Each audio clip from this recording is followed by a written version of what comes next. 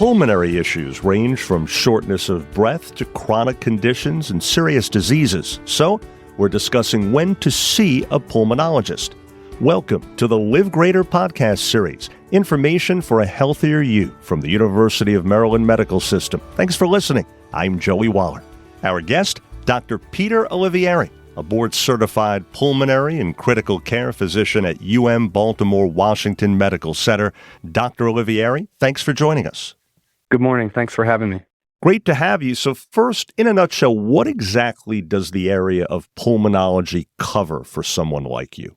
A pulmonologist is a physician who specializes in the respiratory system, which primarily consists of the lungs, but also includes things like the windpipe and the airways, as well as some other structures in the chest. So pulmonary physicians tend to treat a variety of complaints and diseases that involve the chest. And so that being said, what are some of the more common conditions or diseases that would require seeing someone such as yourself? Sure. So some common things would be diseases such as asthma, COPD or chronic obstructive pulmonary disease, as well as some other just common undifferentiated complaints such as trouble breathing or shortness of breath or a long-standing cough. So let's take something like a cough, for instance. At what point does a cough go from being something that's just annoying to being something where you might want to see a specialist? Yeah, that's a great question. I think for those types of symptoms, often patients will initially see a frontline provider such as their primary care physician or PCP, or may even seek care at something like an urgent care facility. And those are quite reasonable because most coughs are short-lived and may be due to things like viral infections such as a cold or even allergies. But when a cough lasts for a longer period of time, and by that I mean typically several weeks, or the cough is not responding to the initial measures that have been tried or even just time, that would be a time when it would be reasonable to consider seeing a pulmonary physician. And this is often done under the guidance of a patient's primary care provider. And so just to clarify that, typically patients are referred to a pulmonologist from a primary care doctor, right? Often that is the case, and some of that depends on the type of insurance that the patient has. Often patients will see their primary physician first, which is quite appropriate for many of these types of symptoms. And when necessary, the primary will refer a patient to see a specialist such as a pulmonologist. Some patients do have a type of insurance, though, that allows them to seek care with a specialist directly without a referral. And in those cases, sometimes patients will do research on their own about their symptoms or may be referred by a friend, family member, or colleague to see a pulmonologist directly. Gotcha. So always good for people to check with their insurance carrier first to make sure they're doing what they need to be covered if they can be, right? Yeah, I think that's reasonable. If you call a pulmonology office, you're going to find out on the phone whether or not that's the case. But I think, again, seeing your primary is always a reasonable starting point if you can get in with them in a timely fashion. Okay. So generally speaking, what happens during an initial consultation? What kinds of tests are performed, et cetera? Typically, the pulmonologist will take a detailed history pertinent to whatever the issue is at hand and will perform a physical examination with an emphasis on evaluating the throat and upper airway, as well as listening to the chest with a stethoscope. They would review any pertinent tests that may have been done prior to the consultation. And based on their assessment, they may prescribe medications or in some cases order additional tests or procedures. What are some of the factors in everyday life, doctor, that affect pulmonary health, be it pro or con? There are lots of things because, like some other organs, the lungs are exposed to the outside world through the air that we breathe in. So a very common and well-known factor, of course, is smoking. And patients that do have a history of either prior or current smoking will often be at risk for certain lung conditions. And if they have symptoms, respiratory in nature, they should certainly seek care. And in some cases, even if they don't have symptoms, just the risk factor of smoking itself may qualify them for certain screening tests. But in addition to that, things like the environment can come into play. For instance, certain types of work that involve the inhalation of dust or dirt or certain allergens can certainly trigger certain respiratory conditions and play a role, as well as various other things that may be encountered in the environment outside of work, either in the home or outside. You mentioned lung disease, and of course, for years we've heard about the dangers of smoking and the link to lung disease, but you don't have to be a smoker, am I right, to get lung disease? How common is it for someone to get lung disease without ever having smoked? Yeah, well, there are a group of diseases, certainly several distinct diseases that are directly a result of smoking. But there are also a very large number of respiratory diseases that have nothing to do with smoking. So I guess the answer is it's fairly common, actually. Many of the patients that we see in our practice have no history of smoking. So a common example would be asthma. So asthma is a relatively common respiratory disease that may be exacerbated by smoking, but inherently is not due to smoking. It has more to do with allergies and things like that. When you talk about asthma, I believe asthma in kids, especially younger kids, is somewhat common, isn't it? But I guess the good news is that oftentimes kids grow out of it pretty quickly, so to speak, right?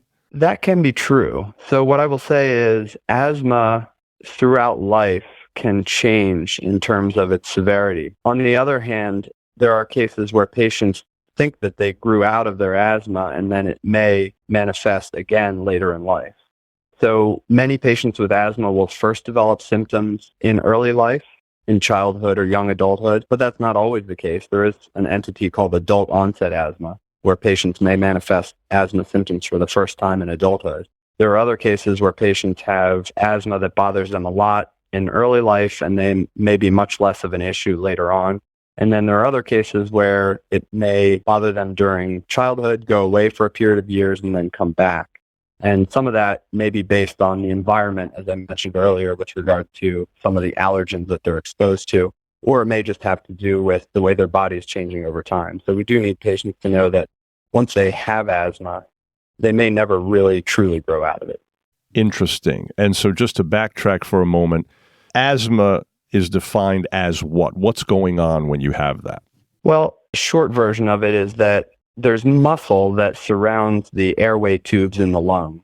And when patients have asthma, that muscle is hyper and can sort of spasm, which causes the airway tubes to become more narrow and can make breathing more difficult.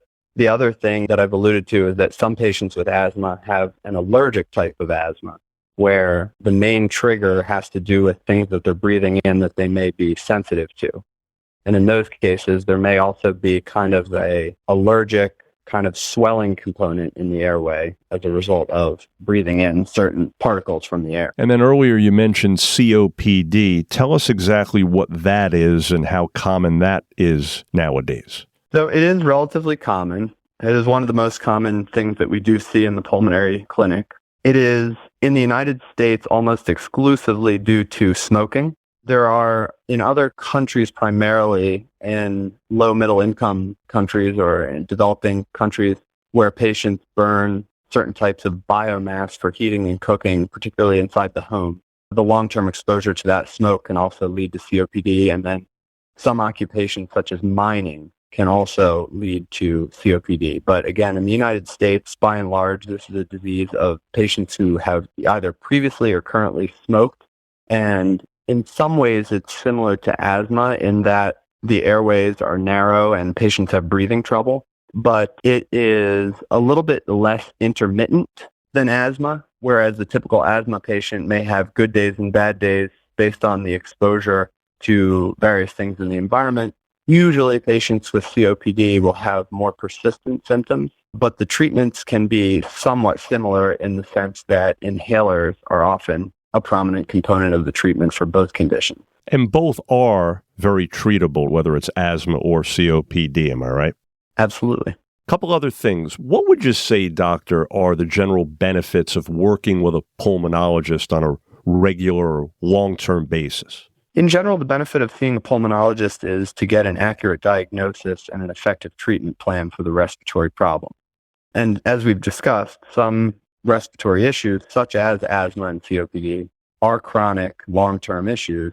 So patients with these conditions often benefit from establishing long-term follow-up with a pulmonologist to ensure that the condition is being effectively managed over time. So the important thing there, I guess, is for people to keep in mind that what may be the status of a pulmonary condition today isn't necessarily, as we've discussed, going to be the case a month or a year from now, right? That's absolutely true. And then finally, that being said, in summary here, what would be your main message for our listeners about monitoring their general pulmonary health, even if, as far as they know right now, it happens to be good, hopefully? A lot of it is common sense. Of course, if you don't smoke, please don't start. If you do smoke, please seek care to partner with your physician to try to quit. If you have a history of smoking, please do talk to your physician about it because, as I mentioned earlier, there are some tests that may need to be done even if you're not having symptoms. In addition to that, if you have a job that involves exposure to dust, particles, dirt, and other things that make you cough or make your breathing difficult when you breathe them in, please follow the local guidelines regarding the use of a mask or other respirator. And really, what I would say is that if you're experiencing any troubling symptoms related to your breathing or your chest, such as, again, shortness of breath, cough that won't go away, chest pain, chest pressure, wheezing, please get evaluated, as these symptoms can sometimes indicate a serious condition. Seeing your primary doctor first is usually reasonable, and of course, if the issue is more urgent, seeking care in an urgent care or ER is appropriate. And really, with breathing problems and other chest symptoms, it's always better to get checked out than to wait because sometimes things can worsen if left untreated. Absolutely. Some great advice and information, very thorough to say the least. Folks, we trust you're now more familiar with when to see a pulmonologist. Dr. Peter Olivieri, thanks so much again. My pleasure. Thank you. Thank you. And you can find more shows just like this one at umms.org/podcast. Again, umms.org/podcast. And on the University of Maryland Medical System YouTube channel, there's lots of content for you there as well. So thank you for listening to Live Greater, a health and wellness podcast brought to you by the University of Maryland Medical System. We look forward to you joining us again. Hoping your health is good health. I'm Joey Wallach.